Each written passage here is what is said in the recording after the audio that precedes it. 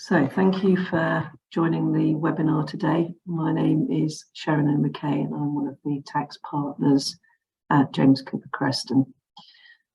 So today's topic is making sense of cryptocurrency for private individuals and businesses. And it's quite an interesting time to be talking about cryptocurrencies, given we've had a massive fall off in value and also a continuous continuous flood of scandals, the latest being FTX. So with that backdrop, I think there are a lot of people that consider either that we're at the start of the decline of crypto into oblivion, whereas others will actually see that this is the indication of the market actually maturing for the long term. So whatever your view is, I think it is important to understand a little bit about the landscape. It's no longer a quirky left field space which can be totally ignored, as I think there is too much investment and too much take up across crypto and blockchain for it not to have some form of future, whether that's in the current way that it's positioned. In 2022, it's thought that more than 4 million Brits currently own cryptocurrency, which is probably actually understated. So it's quite a significant number of people who are already interacting with it, given that we're at quite an early stage of that technology.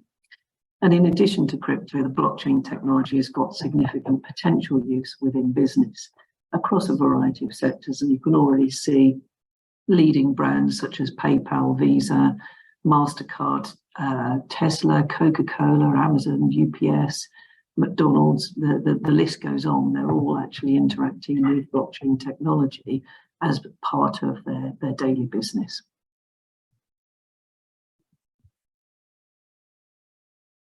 So today I'm going to cover what blockchain is, an overview of cryptocurrency, how you acquire it, how you hold cryptocurrency, as well as the UK tax framework for individuals and businesses. What I'm not going to do is to get into the technology itself, as there are those that are much more qualified than me to cover that subject matter. I'll be taking questions at the end, so please add them into the Q&A box, and I'll try my best to answer them. So, what is blockchain, and how does it relate to cryptocurrencies? It's important to understand that there are two separate things going on here. Blockchain is the technology which allows crypto to exist. Cryptocurrencies use the blockchain to trade and record transactions. A blockchain can exist without crypto and has wider use than just operating a crypto payment system, which was its origin. Excuse me. Blockchain is a significant technological breakthrough and has the potential to be transformative. It's comparable to the creation of the internet. We're at an early stage in trying to understand the potential use case of the technology, but there are some interesting examples that I've come across. So, for example, people using blockchain for food provenance, where you can track the origins of food and use a QR code scanner in your supermarket, and you can actually you go right the way back to prove that what you're buying is actually what it says on the packet. The same with hotels using blockchain to identify where equipment actually is in the world, so that they know when they can renovate rooms. De Beers are using blockchain to trace the diamonds from mine to end source. So at its core, blockchain is a shared peer-to-peer database where data is stored in blocks. Each block is cryptographically sealed to the previous block, creating an ongoing chain of data. It's a distributed ledger, which means that the blockchain is duplicated across many computers, which makes it decentralized. Transactions are recorded and validated by those computers. And in turn, those who validate the transactions can be rewarded for their work. As it sits across multiple computers, it makes it practically impossible to hack, making it potentially very secure. Information cannot be altered, as all the computers holding a copy of the blockchain would have to agree to the transaction, which makes it almost impossible to forge. And I think that's the interesting use case going forward, is actually having a decentralized database where essentially the information contained in it is unalterable. It's not controlled by a single body or person. So all events and transactions are publicly available, and you can look on sites such as blockchain.com, unless it's a private blockchain. So everything is actually transparent. One of the original attractions is that the blockchain allows people to transact with each other as a payment system without a third-party intermediary, unlike the current system where a bank sits between each account and processes transactions. So essentially, you can't send money to another person at the moment without a third party sitting in the middle, allowing that transaction and potentially taking fees for it. But as I mentioned earlier, there are wider applications for blockchain technology, such as executing smart contracts or automating contract terms without any human intervention, maintaining records of assets, for example, land rights, supply chain provenance, and things like proof of insurance to verify coverage instantly.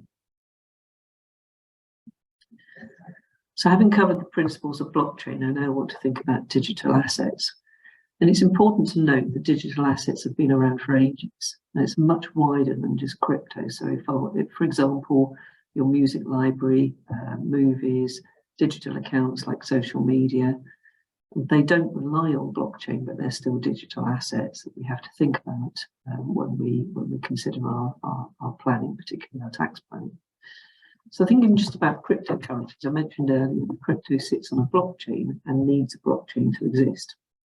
So what is a cryptocurrency? It's a digital representation of value or rights recorded on a blockchain. So cryptocurrencies are identified by their name and a code.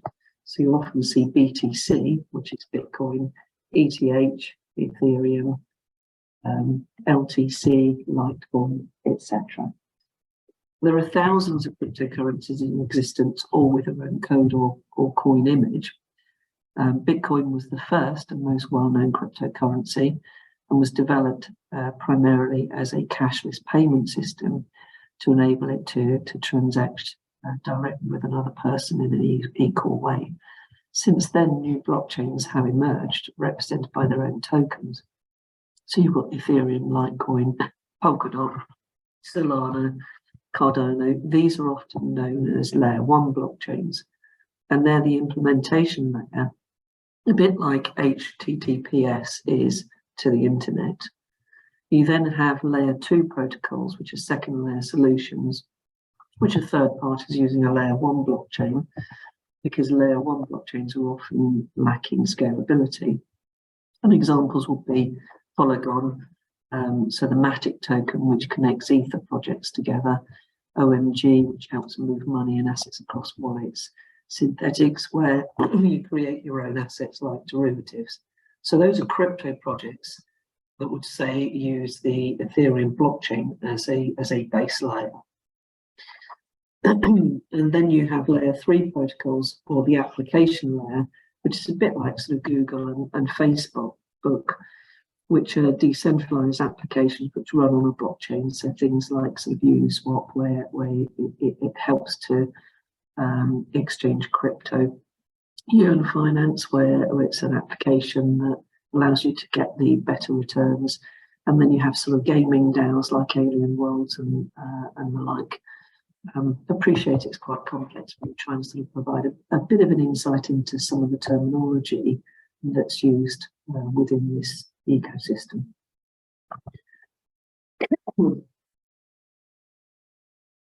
So not all cryptocurrencies do the same thing. There are a variety of different categories of crypto, which is important to understand so that we can apply the right accounting and tax treatment. So the most common are exchange tokens, and those are intended to be used as a currency, as an alternative to fiat currency. fiat currency being things like sterling and dollars. And examples of exchange tokens are Bitcoin and Ethereum. You then have some tokens that are structured as utility tokens, and those are like vouchers where they give the holder access to goods or services and can also be traded, but provide no ownership in the underlying project. So Filecoin would be an example of that, and these can be acquired by either an initial coin offering, a bit like an IPO, or through exchange tokens, but can be acquired also via fiat currency. You then have security tokens, which are a digital version of traditional securities and represent rights such as debt, the right to future profits, some form of ownership, and then generally, because they're security tokens, they're subject to financial regulation under the FCA rules. And then you have stable coins, which are designed to have a value pegged to something tangible like a fiat currency or commodity, or sometimes you see them pegged to a crypto token or algorithm. And the intention is really to give people access to crypto, but to actually ease the volatility. So essentially one USDT stable coin should represent $1, for example. And then we get to non-fungible tokens, which are essentially a unique reference place on the internet. Generally, you see it as art, but it can actually be anything, like Jeff Bezos's first tweet. And they're traded on websites like OpenSea, and you use crypto to acquire them. There are emerging legal issues around the bundle of rights which are being acquired, and often the smart contract that governs them isn't always fully understood. So it's important to just understand actually what it is you're buying when you buy the NFT. So have you actually acquired a license to use the NFT, or have you actually acquired the copyright? From a tax perspective, there's no published guidance from HMRC on the tax treatment of the acquisition and disposal of NFTs.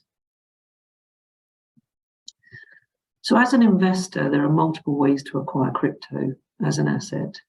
Most people buy crypto through an exchange platform such as Coinbase or Kraken or Binance. There are lots and lots of different exchange platforms, and some are more popular in different geographic locations. So on these platforms, you can either transfer fiat currency, sterling, onto the platform, or you can use credit cards to buy the tokens, or you can exchange tokens you already have for other tokens on those platforms as well. We're seeing the emergence of exchange traded funds for high net worth individuals, particularly in places like the US and Canada, and those providing direct exposure to crypto and blockchain, so things like sort of MicroStrategy. And it probably hasn't passed you by that sort of Tesla has had a significant investment in Bitcoin, and so you can get indirect exposure through some share ownership as well. We also see derivative contracts over crypto, so for example, being linked to future prices of crypto. So people actually effectively have a contract linked to the movement on cryptocurrency as opposed to actually owning the cryptocurrency themselves. And alternatively, you can acquire the token directly through mining, which is solving algorithmic puzzles, or airdrops, where you might watch a video, for example, from things like blockchain forks, where one blockchain sort of splits into more than one cryptocurrency, and you acquire a second lot of cryptocurrency for essentially doing nothing.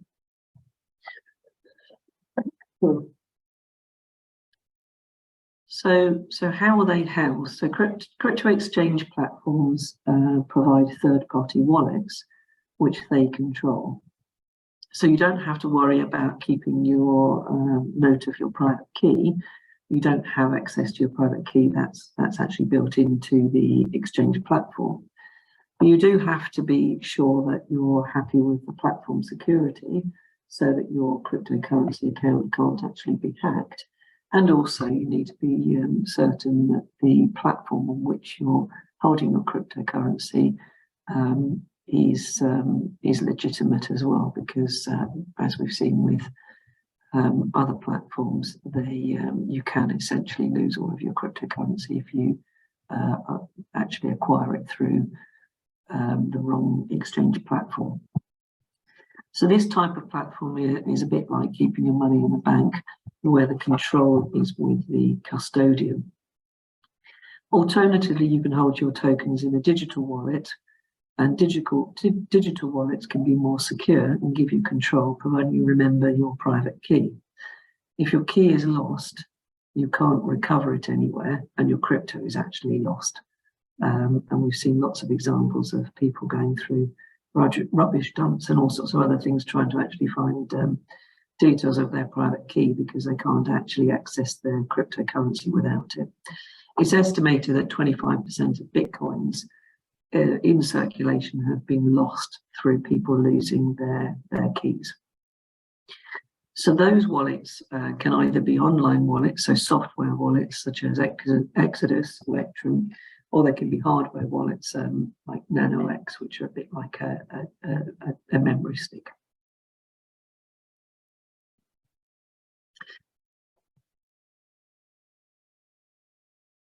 So what does this actually mean for tax purposes?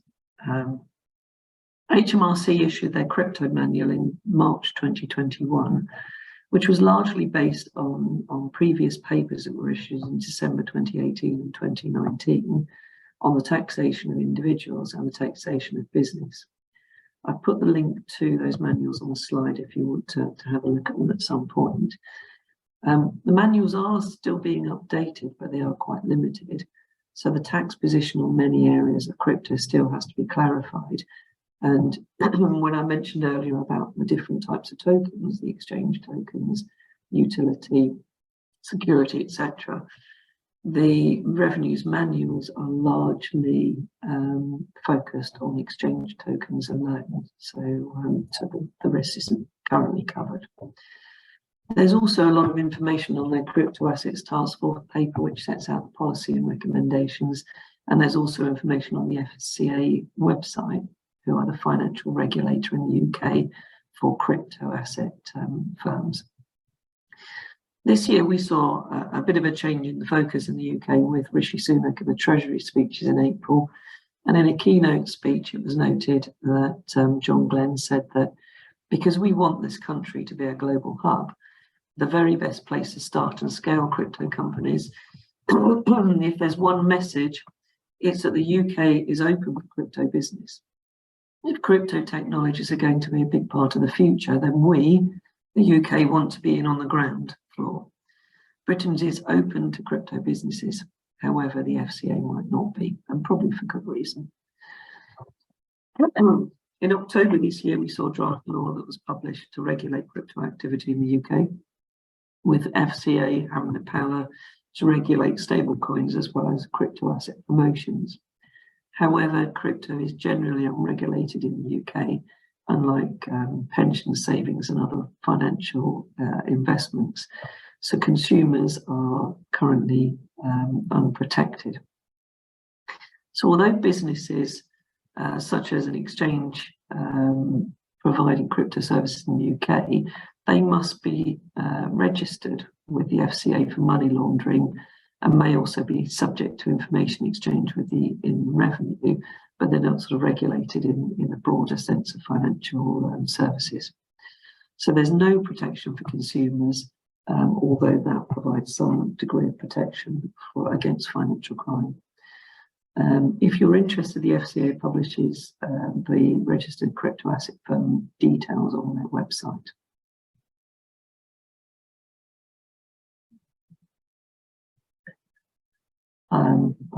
I can see some of the questions coming in. I'll pick those up at the end because hopefully I'll have answered them by then. So where does this leave us from a tax perspective?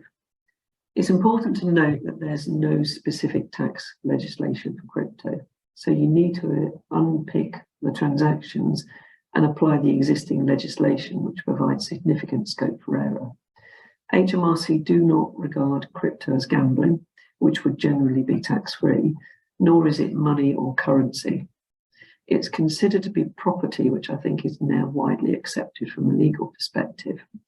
So the location or site is the important bit for capital gains tax and inheritance tax purposes, which is challenging given that the asset is not physical and doesn't exist in one location, which provides complications wider than just the UK. So if there's no underlying asset, in HMRC's view, the site is determined by the resident status for individuals using the statutory residence test of the beneficial owner. This means that for individuals, those with a domicile outside of the UK cannot use that status to shelter UK tax on crypto assets. For record keeping, some exchanges keep limited records rather than full transaction histories, which can be problematic, as well as issues with lost computers or keys. So just because you lose a computer or key doesn't actually mean that from a tax point of view you've lost that crypto, and the obligation to keep records rests with the owner. So if you're using an exchange, you need to be clear on whether the exchange actually keeps a full transaction history, or whether actually the exchange only keeps the last year, and you therefore need to be regularly exporting the data to be able to actually pull together any tax figures. From a compliance perspective, we've seen that HMRC have issued nudge letters, so crypto asset task force letters, and information requests are made to exchanges and regulated businesses. So HMRC are gathering details of those who've got cryptocurrency, and they are also issuing nudge letters to say, to ask people whether or not there's something they should be declaring.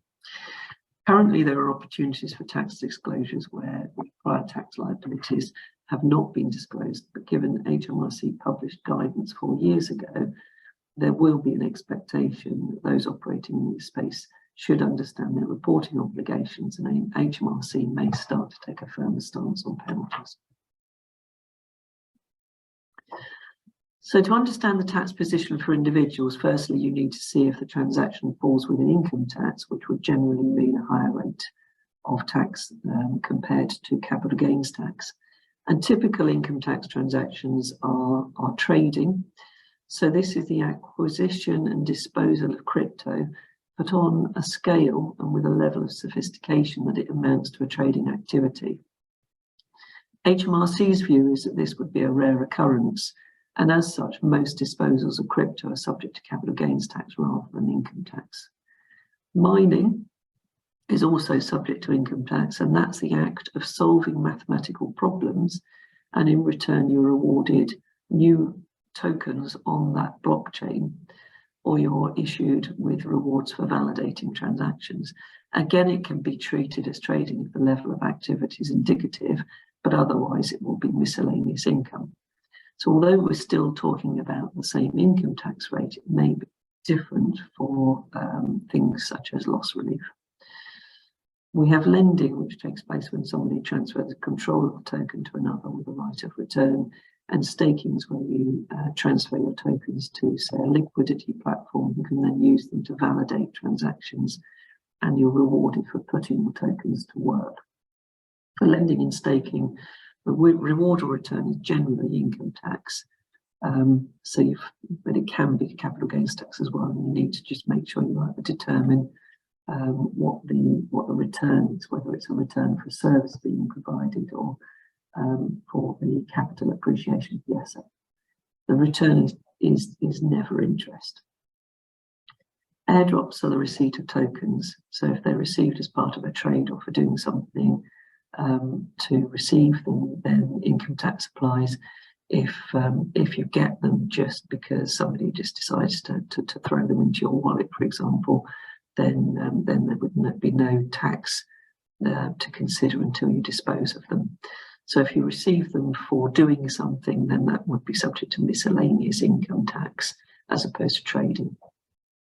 And it's also important to note that if you are paying your employees in crypto, then that's subject to income tax and national insurance. And that can either be via PAYE or reported on personal tax returns, depending on whether or not the cryptocurrency being received is a readily convertible asset, so i.e. a trading arrangement exists for you to dispose of it.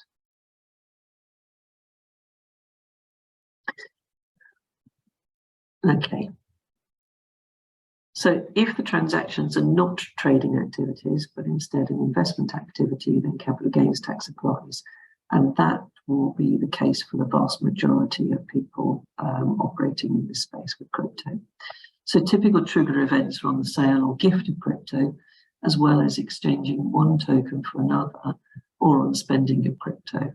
So in my experience, the tax reporting of the exchange of one crypto token for another, i.e. you take your fiat currency, you buy your Bitcoin, you exchange your Bitcoin for Ethereum.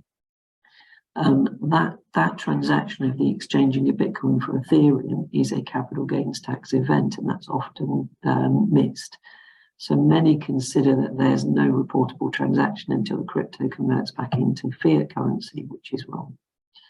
Where capital gains tax applies, the tax on the disposal of crypto is calculated using the normal rules for the disposal of shares.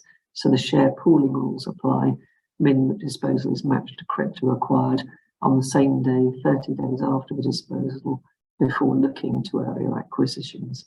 So that means that you could have significant latent gains if effectively your crypto disposal are matched to current prices. The capital gains tax and annual exemption is available to be used, although the reductions announced in the autumn statement may have an effect in future years. If you make losses on your cryptocurrency transactions, you may be able to obtain tax relief. The loss relief available is different depending on whether the transaction was of a trading or investment nature. If it's a trade, you may be able to use a loss against other income arising in the same year, or it could be carried forward to relieve against future profits and sometimes carried back. If the profits from activity are regarded as miscellaneous income, then losses arising on these activities will be able to be relieved against future profits, but not necessarily sideways relieved. Losses on investment activity subject to capital gains tax can be relieved against capital gains arising in the same or future tax years if they relate to losses arising on the actual disposal of crypto or the negligible value of the crypto. If you're subject to fraud or theft, or you've lost your private key, you're unable to obtain loss relief, because ultimately you're still entitled to the proceeds of crime if the asset's been disposed, been stolen. Or if you've lost your key, the crypto still actually exists. It's just that you can't access it, so you haven't actually lost it. If any valuations are being used, the onus is on you to use reasonable care in identifying the correct value and to apply that consistently and to keep detailed records to be able to support that valuation. And when you calculate gains and losses from the disposal of crypto tokens, you can reduce the gains or increase the loss for allowable costs such as the original acquisition of the crypto, transaction fees paid for the crypto, things like advertising costs, valuation fees, any costs in drawing up a contract, etc. Not all fees paid to an exchange are allowable, so any costs in depositing or withdrawing sterling wouldn't actually be allowable against the gain. And the cost of mining tokens, so acquiring equipment and electricity, are not allowable for capital gains tax, but they may be allowable against income tax if you can demonstrate that it's a trading as opposed to an investment activity. So from an inheritance tax position, inheritance tax is payable on UK citus assets, so the location of the cryptocurrency is important. We need to consider whether the token is representative of an underlying asset whose citus can be determined. If there's no underlying asset, then the resident status, not domicile status, of the beneficial owner of the token applies. So therefore, if you're UK resident, HMIC will consider your tokens to be located in the UK and therefore subject to UK inheritance tax. For stamp duty, It's charged on instruments which transfer stocks and securities. For the transfer of exchange tokens to be subject to stamp duty, it needs to be a stock or marketable security, which HMRC do not currently consider likely. That's always open to change. If crypto is provided as consideration for stamp duty, as it's not money, it won't be consideration for those purposes either. For stamp duty reserve tax, consideration is money or money's worth, so exchange tokens could be considered to be money's worth and subject to stamp duty reserve tax on contracts transferring marketable securities. For SDLT, stamp duty land tax on the acquisition of property, HMRC consider the tokens don't consider the tokens to be land transactions, so no SDLT is payable. However, charge of consideration for the purpose of SDLT is money or money's worth, and tokens could be money's worth on which SDLT is payable. So it's not entirely clear. So moving on to company activities with crypto assets. As I noted before, HMRC's view is that none of the cryptocurrencies are money or currency, and as such, corporation tax legislation relating to currency or money does not apply. So foreign currency rules, exchange gains and losses, etc., don't apply to cryptocurrency within corporates. For loan relationship rules, HMRC guidance only relates to exchange tokens, and their view is that there's no counterparty standing behind the token, so the token cannot be a debt and therefore doesn't create a loan relationship unless the crypto is held as a security for normal loans. It is possible for exchange tokens to be held as intangible fixed assets if they've been created or acquired for continuing use, although that's unlikely if tokens are simply bought and sold. Profits are calculated under generally accepted accounting practice rules. Accounts are to be prepared in sterling using an appropriate exchange rate with reasonable care to arrive at an appropriate valuation using a consistent methodology, and records of that methodology need to be retained.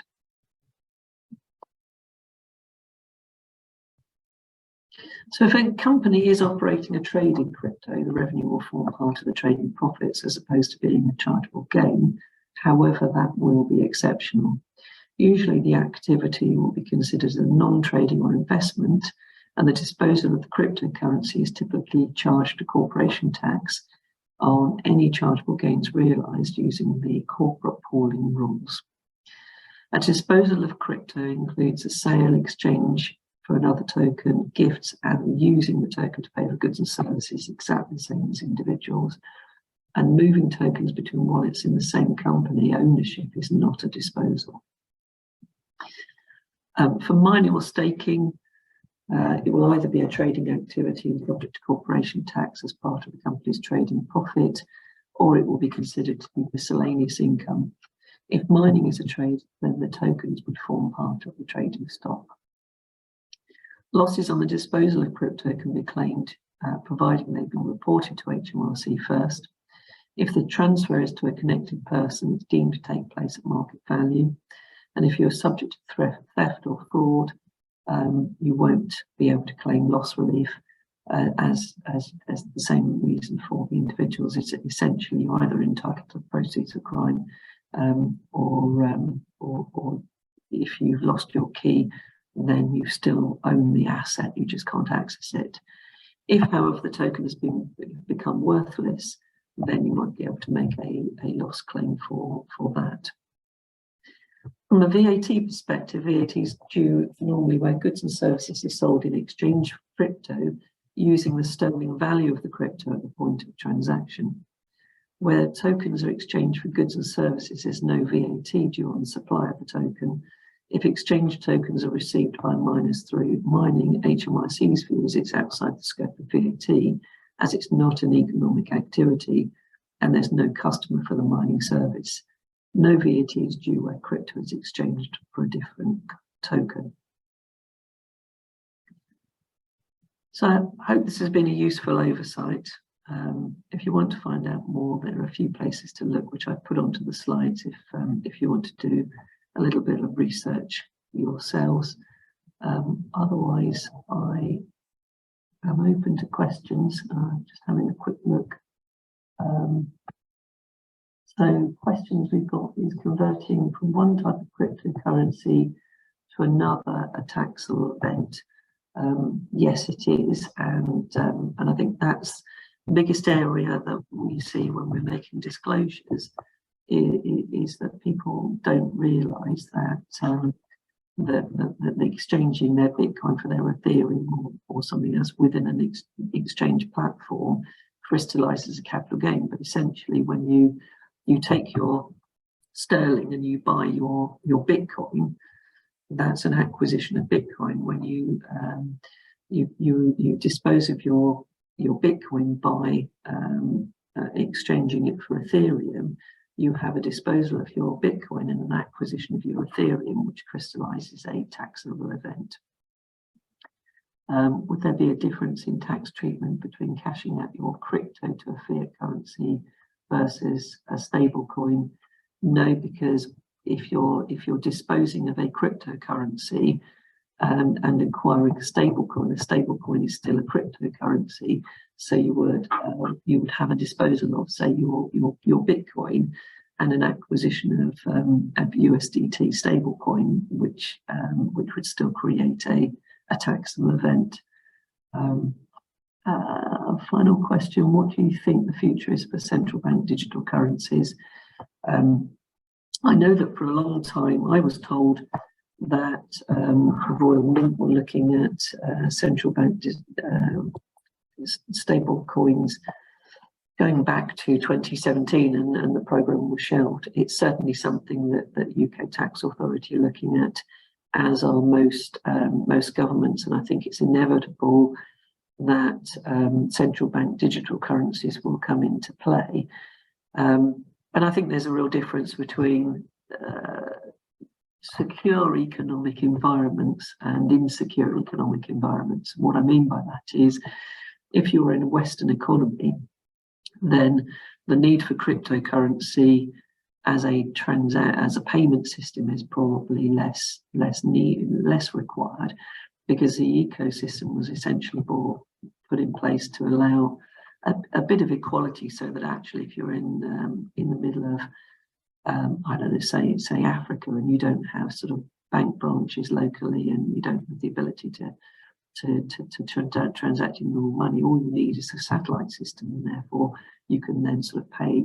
You use cryptocurrency as a payment method, and also in some jurisdictions, it's around actually being able to retain your money through cryptocurrency, as opposed to if money is in a bank. You have some economies where governments can just take your money that's in the bank, and you've seen that in a number of South American countries. Then ultimately their need to hold money other than in a centrally controlled bank is greater than, say, the UK. For the UK and other countries, the central bank digital currency is more actually a protective mechanism. So actually making sure that people still use sterling, as opposed to losing control through cryptocurrency, which actually is more difficult to regulate and control, as opposed to, say, a central bank digital currency. So hopefully that answers that question as well. I don't know if there's any other questions that people want to ask. I can't see anything popping up in the Q&A. So hopefully I've covered everything that you need, and my contact details are on the slide should you have any further questions. Thank you very much for listening.